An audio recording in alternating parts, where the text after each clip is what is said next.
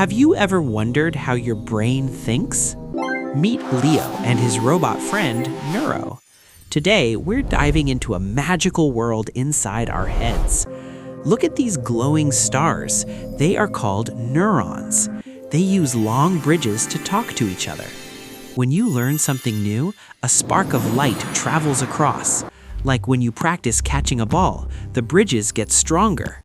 This giant web of connections is a neural network. Scientists used this idea to help computers learn too.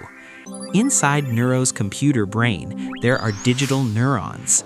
Let's show Neuro a picture of a fuzzy cat. The information travels through different layers of his mind. At first, Neuro might make a mistake and call it a dog, but he adjusts his digital bridges to find the right path. He looks at thousands of cat pictures to practice.